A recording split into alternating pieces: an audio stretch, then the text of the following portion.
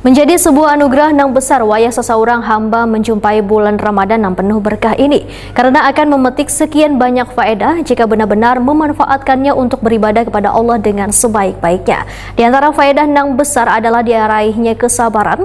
Demikian Ustadz Sulaiman Ar-Rahman MPDI di jeda tarawih malam ketiga Ramadan 1446 Hijriah di Masjid Sentosa Jalan Cendrawasih, Banjarmasin Barat, malam Senin 2 Maret 2025.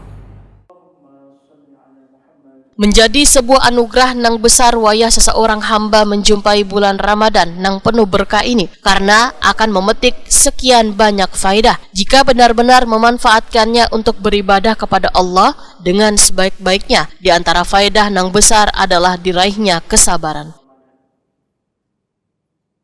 Puasa kada hanya sekedar menahan lapar wan haus, namun menahan kesabaran. Kada hanya sekedar menahan diri dari emosi sesaat, tetapi kesanggupan untuk tetap teguh dalam kebaikan, bertahan dalam ujian wan tetap rendah hati dalam keberlimpahan.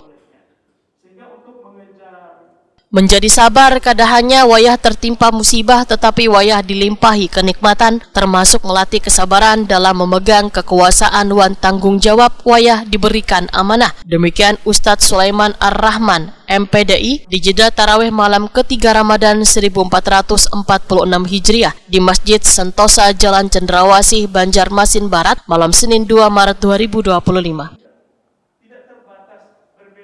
Ustadz Sulaiman Ar-Rahman menyatakan puasa mengajarkan bahwa kesabaran dalam kesulitan akan membawa pertolongan Allah, karena Allah mengajarkan bahwa kelemahan bukan alasan untuk menyerah.